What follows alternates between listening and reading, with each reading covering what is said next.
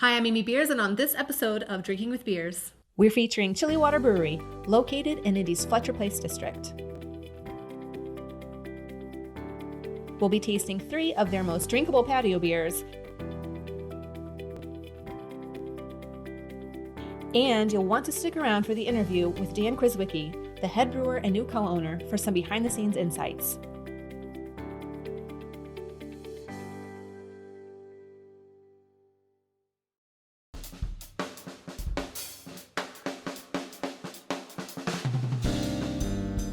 Located right along Indy's Cultural Trail in Fletcher Place, this bold, modern structure, perfectly placed to catch some cool afternoon shade, creates the perfect spot for outdoor beer drinking.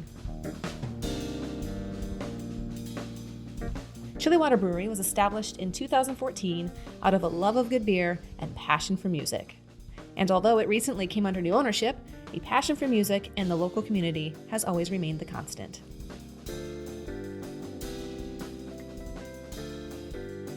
The brewery's award-winning beer is some of the best in the city, and many are named after famous songs like the Built to Last Pilsner and Blood on the Tracks IPA, which we'll be tasting in just a bit. Chili Water is definitely the place to chill with a beer in hand while listening to talented local musicians. In fact, the music you've been listening to in this video is called Winterlude by the band Triple.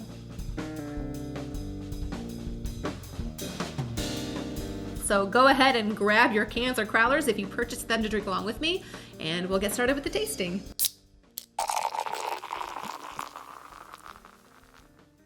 So I kind of already got started on one of these beers for today's tasting. I hope you don't mind. As you can see here, I have my ginormous growlers and my little bitty baby beer tasting glasses. For today's beers, we're doing 3 from Chili Water Brewery. These are some of my favorite outdoor patio beers. Very drinkable. 2 of them are infused with flavor, and the other is just a really classic, everyday beer. So first we'll start with the Lima Ranchera, which falls into the International Pale Lager category. Then we have a classic German Pils and an American IPA infused with blood orange.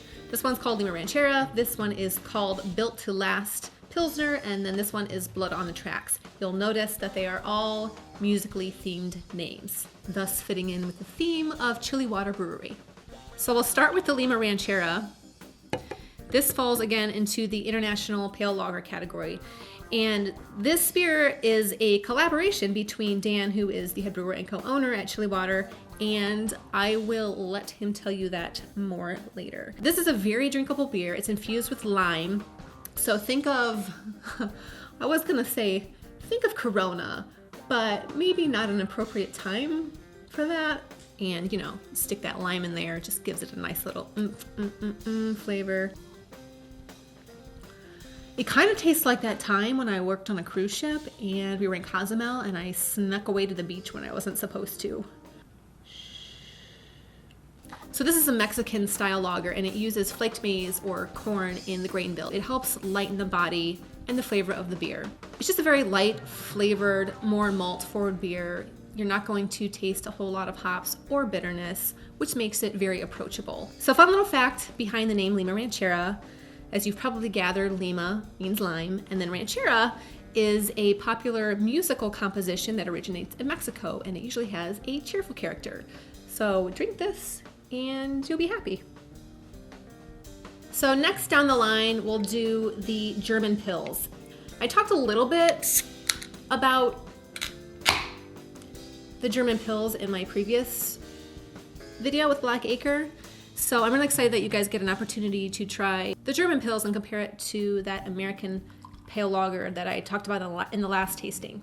So the Pilsner actually originates in what is now the Czech Republic in the town of Pilsen. That's why it is called a Pilsner. And then Germany, shortly after, decided they wanted to make their own version. But legally, they can't call it a Pilsner because it doesn't originate from the town of Pilsen. So here we have a German Pils, and what Dan at Chili Water has done is made a very, very nice one, I think. He's used all German malts, no adjuncts, all malts, and he's used a very kind of hard to get and expensive hop variety that has been imported from Germany. It's from the Noble hop variety. It is the German Hallertau hops. Try to say that with me. Hallertau. Hallertau. And if you missed my last tasting, German hops are very much known for their floral notes and sometimes a little bit of spice. Go ahead and give that a whiff and see if you can smell. I always imagine just like walking into a flower shop where there's like a bajillion flowers. So the difference between the German Pils and this lager, they are both lagers, but you may notice the Lima Ranchera, which is the international lager style, is more malt balanced, and with the German Pils it has pronounced hop bitterness, so it's going to be slightly more bitter than the Lima Ranchera lager. It's just another nice, clean, crisp, everyday drinking, all day drinking patio beer. I feel like I sound like an alcoholic. Drink all day, every day. I don't suggest that. Oh God. Okay, so we've gone from a malt balanced beer with subtle flavor to a German Pils with a little bit more flavor and a little bit more pronounced bitterness. And third, we're going to do an American IPA, which I'm sure you are familiar because it's a very popular beer style, but the American IPA is assertively hopped. So it's going to be slightly more bitter with more hop characteristics versus this Pilsner and definitely versus this Lima Ranchera. So the American IPA is defined by its hop bitterness. It is all about the hops and not so much about the malt flavor. As far as the malt characteristics, typically IPAs use a pale malt, which really provides a nice platform for those hops to really shine through. So if you caught my last video with Blackacre Brewery, we featured the Saucy Intruder Rye IPA. And if you remember, I talked about how American hops are very citrus forward.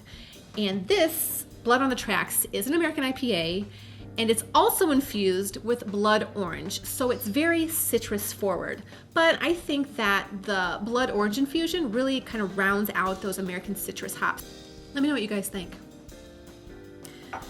So you'll notice, and I want to leave you with a little tidbit tasting info. So you'll notice we went from this lager to kind of a little bit more flavorful and more, slightly more bitter lager to a much more bitter IPA. Anytime you do a tasting, if you're at a brewery and you're doing a flight, anytime you do a tasting, you want to start with the least intense beer and work your way up to the most intense.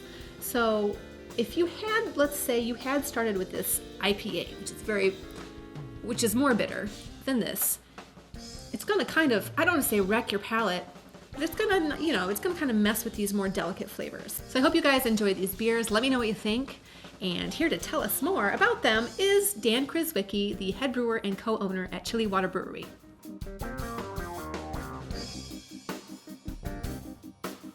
Hi, Dan. Thank you so much for joining us. Hey, Amy. Thanks for having me. So first and most important question, how many baby beers does it take to drink one of these crowlers? Oh, well, it depends on how full you fill the glass, I suppose. I say this is probably, 4 ounces. How many ounces are in a crowler? 32. So, I don't know. And 8.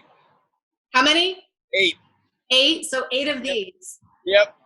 So you could share this with 8 friends. Yep. Yeah. Absolutely. Yeah. So tell us about this beer. We just did the tasting. We started with the Built to Last Pilsner. Tell us a little bit about this. So the Pilsner is really special to me. It's been a style of beer that I've always loved ever since I was home brewing. And when I started working at Fountain Square Brewery, we had there was actually a blonde that was one of the house beers. And I convinced the ownership there to try out a Pilsner as one of their house beers. So that's when Built to Last was born. It was a Bohemian Pilsner. I'm sorry, not Built to Last. Working Man's Pilsner. So that was my recipe down there. It was a Bohemian Pilsner, and it took off really well. It won some awards, and it's become one of their best sellers. And so when I left Fountain Square and helped open Chili Water, basically I created a new recipe here using all German malt, and it's more of a German Pilsner, so it's hoppier, a little drier than a Bohemian Pilsner. Definitely. I love this one. I love just a classic German Pilsner. You also use German Holler hops? Yep. Which I've not really seen a whole lot around here. It seems like brewers typically tend to use American Holler. Mm-hmm. Yeah, it's certainly more expensive getting the European malts and hops, but you know the noble. Yeah, the noble ones. Yep. Yeah, they are. It's a subtle difference, though. I think it's worth it. Yeah. What are the differences between the American and the German Hallertau variety? Well, the Hallertau, the European, it's just generally the alpha acids are really, really low. Typically like under 4% alpha acids, which essentially means you need to use more hops to get the bitterness that you want. But at the same time, they're more aromatic and softer, on the palate. This is the German. Mm-hmm. Is that why it's more expensive, just because you need more of it? That, and just coming from Germany and the Hallertau region, just geographically. Mm-hmm. So tell us about the Lima Ranchera. I know you have a good story behind this one. Yeah, so this all originated one day a few years back. I walked into the brewery. I think I was either out at lunch or maybe I was borrowing ingredients or something from another brewery. But I got back into the brewery, and Jamil Zainashev was at the bar with Jim Scambry, who owns Craft Roads. Jim also started World Class Beverages, so he's been in the industry forever in distribution. And so he basically got Jamil, who owns Heretic Brewery in California, he got them on board to distribute here in Indiana. So Jamil came out, and as part of his visit, Jim was taking him around to some of his favorite Indiana breweries. So I was pleased that he took him to Chili Water, that he thinks that highly of us to bring Jamil here. Real quick, before you continue with your story, for those who don't know who Hamid is, how you say it? Jamil. Yeah. For those who are unfamiliar with Jamil, can you maybe fill us in? Yeah. So Jamil was a longtime home brewer. He was sort of on the forefront of like the home brewing, revolution, if you want to call it that. And he was just really did a lot for home brewers. He ran a podcast called Brew Strong, and there was a lot of followers. He shared tons of information. He's a super knowledgeable guy. Also, just an amazing home brewer. He's just like got medals out the wazoo. Before he decided to open his own brewery, he was just one of the best home brewers in the country. So I learned a lot from him personally because I used to listen to his podcast. I've read a couple of his books. Just really knowledgeable guy. When he showed up at my brewery, I was like, oh my God, Jamil's here! Like, that's crazy. One of my kind of idols, for lack of a better term. Yeah. And so I introduced myself, and they were just kind of running down the list, trying all these beers, and so he actually tried every beer on tap. And I think I had 10 on tap at the time. Which was his favorite, did he say? Well, he did say that the Blood Orange IPA was quote unquote the best blood orange beer of any style that he's had. So I was very flattered by that. And ironically enough, Jamil, as brewers, we always gravitate towards a certain style of beer that we judge a brewery by. For me, it's the lightest lager you could find. So, if you have a Helles or, a Pilsner or something like that, or even a light American lager, I'll go for that. It's it's a good like litmus test. Yeah. For the brew. So his is actually a German Hefeweizen. So and I had one of those on tap, and he actually enjoyed that one. So, you know, he tried all the beers. We took him back in the brewery, you know, showed him around and everything. And, you know, after the whole tour, he handed his phone to Jim Scambry, and he said, "Hey, can you get a picture of Dan and I?" And I was like, I was about to ask you that, Jamil. So, you know, I was pretty excited about the whole you know, situation. Yeah. And so after he left, you know, we exchanged contact info, and I emailed Jamil and just said, "Hey, you know, just throwing this out there, would you ever want to do a collaboration?" And he just immediately said, "Yeah, I love making beer with good brewers and people I like hanging out with." So Was there a part of you that was like, he's not going to get back to me, he's just saying that to be nice? you know, I wasn't sure right now. I just thought to myself, you know, what's he gonna say, no, or just not responding? You know, so I'll throw it out there, and yeah. Worst that can happen. Yeah, exactly. Or in this case, the best that could happen. Yeah, it's one of my favorite beers now. I'm actually drinking it right now. Yeah, so this is a collaboration between you and Jamil. Mm-hmm. Yeah, so, you know, whenever I do a collaboration, I try to kind of think to myself, well, you know, what is each brewery known for? You know, and then you can also kind of think, well, what's the region of that brewery known for? You know, Indiana, we're kind of known for corn. Yeah. And in California, they're a huge fruit state, limes being one of their, you know, major products. And so I had never, well, so Jamil and I started talking about styles that we haven't done or that we would like to do. And one of them on the list was Mexican lager. And, you know, me being a huge lager guy, I thought that was fitting. And Jamil had never made a Mexican lager either. So, like, we settled on that. And then, you know, we kind of talked about how we can make it special. And so we use Indiana corn in it. And then, you know, California limes was the whole, that was sort of like the collaboration connection.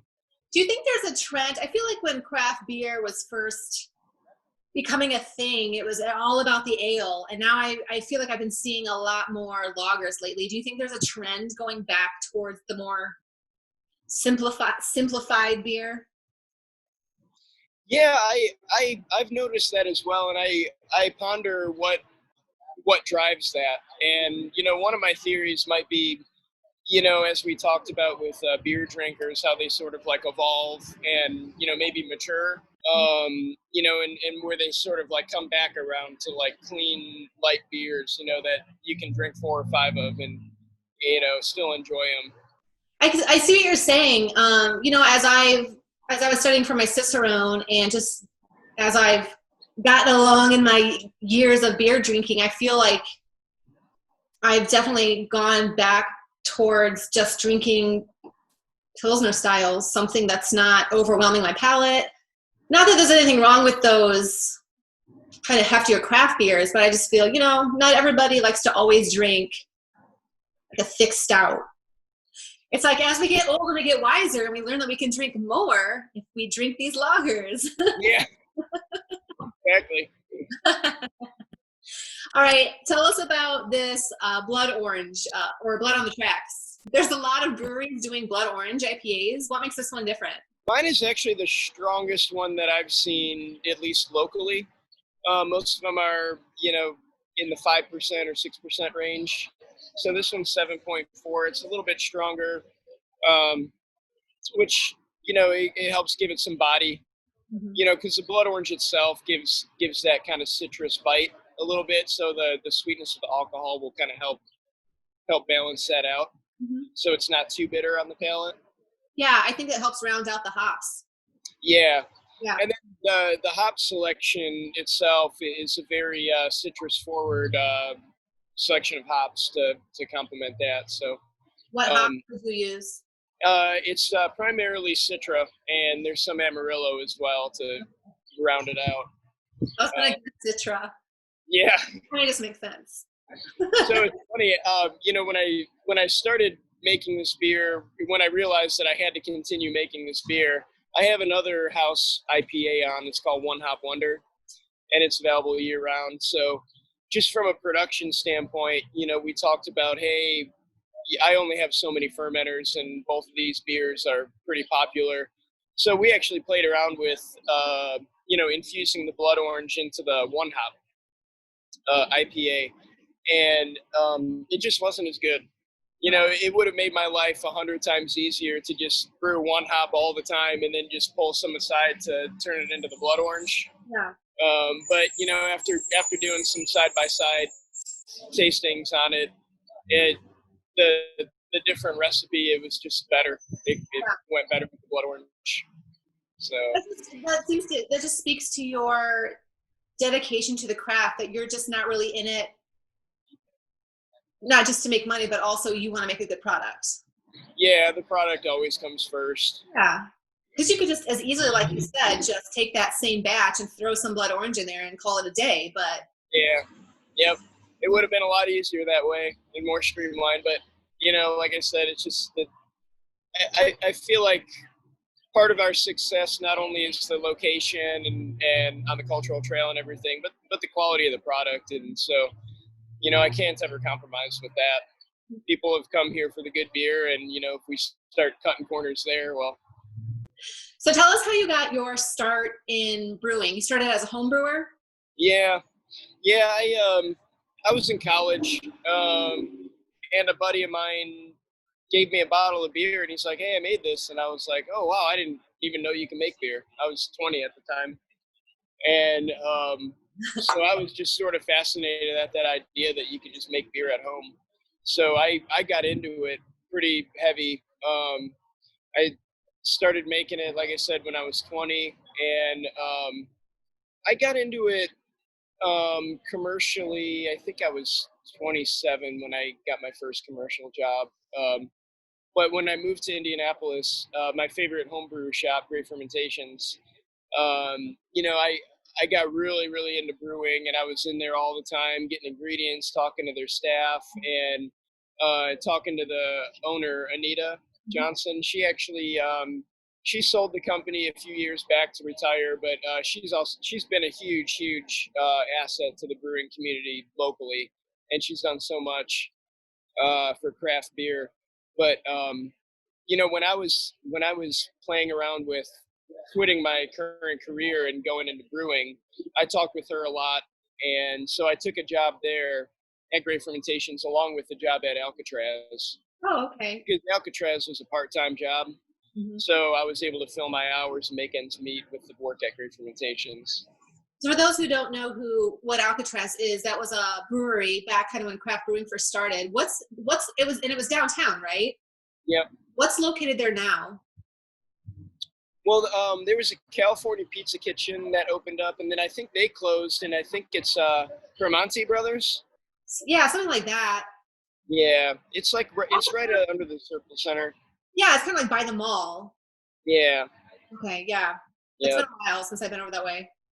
Yeah, so they closed maybe a few months after I started working there, and actually all the equipment went to Fountain Square Brewery, who was not actually a brewery yet. They were some guys looking for equipment, and when Alcatraz closed, they came and bought it all up, and then opened Fountain Square. So, like personally for me, the job at Great Fermentations was really good for my growth in terms of like recipe development and ingredient knowledge, because you can learn how to run the equipment in a brewery, press the buttons, hook up the hoses and valves and things like that, but without the knowledge of what ingredients work together, different yeasts and fermentation and temperatures and things, you can only go so far, as a brewer. So that job at Great Fermentations helped me immensely, because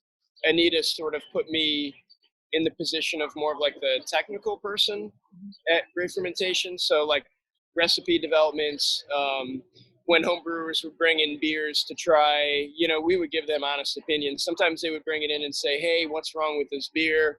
Or sometimes they'd come in and say, "Hey, try my beer." And then we'd say, "Well, hey, this and this and this are wrong with it." Or if it was great, we'd say, "Man, this beer is great. There's no flaws with it." So that was really, really good in my growth in terms of like being able to identify, different flaws in beers, what caused them, how to prevent them, and if there's a potential fix, Yeah. for What was 'em. the worst beer you've ever tried? Oh, I can't remember that. I try to block those memories out, but there were some bad ones. And I'm not gonna lie, when I was a home brewer, I had some really bad beers too. So we've all been there. That's how you learn. Yep. Yeah. So, and then I guess my journey after Alcatraz. So I helped get Fountain Square up and running, sort of at the tail end of their build out. Once we started like getting the equipment running, is when they called me back up and said, "Hey, we need you full time." So Skip and I ran Fountain Square for a couple years until he moved on, and then I took over there for maybe about a year or so. And in that time, Skip was wanting to open up a brewery, which is Chili Water. Okay. And he called me to run the brewery while he runs sort of like the business side of things. So now Skip is, I mean, he started Chili Water, but he's kind of moved on to other things, and he's left you as one of the co-owners. Had you always wanted to own a brewery? Like, how did that come about? Yeah, I did actually. When I was way back when I was homebrewing in college, that was sort of my dream. Like, oh, I want to own a brew pub. And this isn't exactly how I envisioned it playing out, but like it made sense. So Skip and I had that agreement when I first came on board. He said, "Hey, I need you to run my brewery, and I'll give you a piece of the pie, in exchange for it." So like, I had a small share in the company, from day one, and it worked out for both of us. He knew I was never going to leave, because I had stake in the company, and for me, I got a little bit of sweat equity out of him. Yeah. So and then he's been kind of wanting to move on for a while, and I finally decided, hey, can I cuss? Yeah. I finally I thought about it for a couple of years, and I finally said, I got to shit or get off the pot, in terms of this. And so I actually sold my house and used that money to buy this place. And Wow, you were all in. Did that feel risky at all? Like, did you have any sort of anxieties around that decision? Yeah, and it still does. Yeah, sure. Especially now. Yeah. With this COVID mess. How are you guys handling it? Are you doing okay? Yeah, we're doing okay. It's luckily some of the government stimulus out there has helped keep us afloat the past few months. And our general manager, Jamie, I can't thank him enough for holding us together through this time. And yeah, he's awesome. And but yeah, we've stayed open for carry out, and like our patio's open now, and people are starting to get back out and drink beer and eat food. Get some semblance of normalcy. Yeah. I was just there the other evening, and your patio filled up. The patio crowd's been great. Actually, almost nobody's dining inside. And I don't know if it's because the weather's so beautiful or because of the COVID scare, but Yeah. So now that you are a co-owner, I've heard from people that you work with that you wear a lot of hats. And So what are some other things besides brewing and co-owning? Like, what do you do with your day? What's a typical day? Well, so today, I mashed in the morning for Megan. I have an assistant now, and she's totally kick-ass. Her name's Megan. Yep. The Megan from Fountain Square? Nope, this is a different Megan. This is her first brewing gig, actually. And she used to roast coffee, actually, before this. But she's just a kick-ass worker, just always down to do whatever needs to be done. Yeah. So she's picked up a lot of slack in the brewery as I've been pulled in many other directions. But so yeah, I mean, for example, like my day today, I mashed in the morning. I cleaned and sanitized the yeast brink because I had to go get some yeast, and updated our beer board behind the bar. I did some chalk on our beer wall because I Yeah, had tapped new beer today. that's looking great. It used to be that wall used to have all those records, and now it's a very nice. You put that wood there too, and then the chalk drawing on top of it. Yeah, Yeah, they said that you did all that. I was like, wow, he does a lot around this brewery. yeah, Multi-talented. yeah. So, as you probably saw, we did a little bit of a renovation inside, tiled all the walls, and built a back bar and all that stuff. So, there's some odds and ends I need to tie up on that. A little bit of construction, a little bit of art stuff, a little And you brewing. also play piano. Yeah, that's sort of my stress reliever. Yeah. Do you ever play for the brewery? I've performed here a couple times. There's I'm in a I have this kind of jazzy, funky group that we don't play very often, but we maybe play like once a month in the summertime.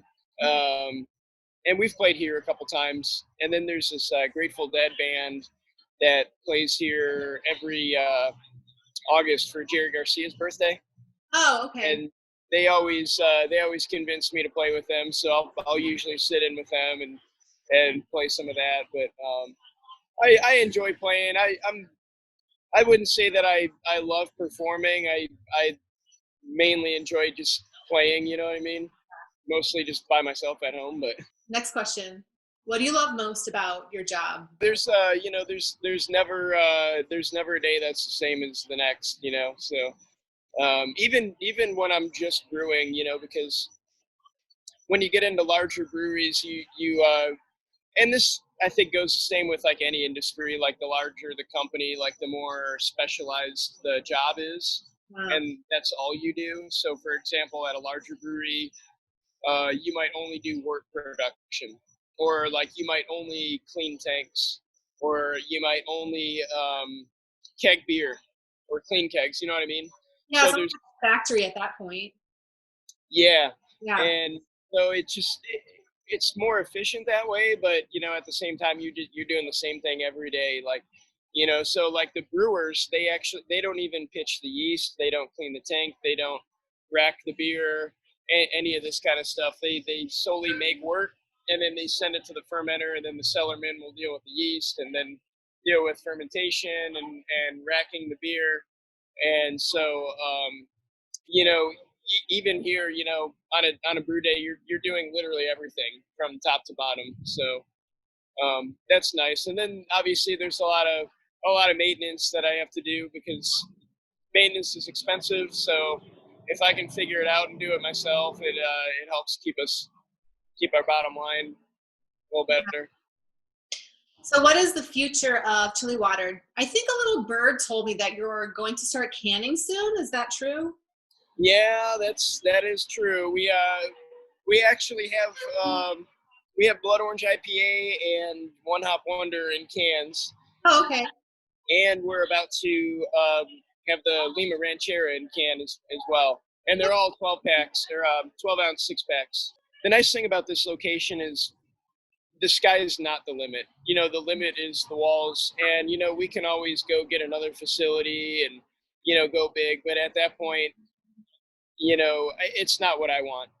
Like the constraints of the walls here is a good cap at what I would like to produce every year, which is, it'll be a couple thousand barrels a year when when we're maxed out, which that's good for me. I don't want to be, the next Sun King or the next Three Floyds or New Belgium or anything like that. So it's a nice cap on our growth. So the plan is to expand our brewing here. We signed on with Craft Roads to help us get more beer out. And I would like to open up another couple tap rooms throughout the city in the next couple years. Yeah, but the brewing will happen at your main location. Yeah, all the brewing's going to stay here, and yeah, so. So where does Craft Roads distribute? Where will the cans of your beer be available? Well, right now we're still talking about whether or not to distribute the cans, because at our size, the margins are really hard to hit. you know, if they're going through, you know, our hands and craft roads, and then, for example, a liquor store or a restaurant, everybody gets a markup. Right. So it makes it So more expensive. yeah, so we are absolutely going to have our cans here and at our tap room for sale, and we may get some to craft roads, but that's I guess to be announced. Okay, that's where I was confused. I was like, if you're working with a distributor, but you're only going to have it available at the brewery, that didn't make Yeah. sense to me. But so Yeah, nothing so for distributors, yet. right? Yeah, distributors mainly for draft accounts to get us more throughout the city and throughout the state. Okay, that makes more sense. Okay, Yeah. awesome. But I would love to get more cans out to them, you know, to liquor stores and stuff. So we'll see if we can make that happen here in the next year or so. Yeah. Well, thank you, Dan, so much for joining us today. Yeah, thank you, Amy. It was a blast. Yeah, cheers. Thank you. Oh, we spilled some. Thank you so much for watching and drinking along with me today. I've got a lot of this to finish.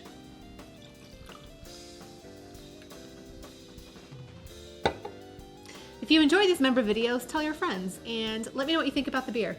And until next time, cheers.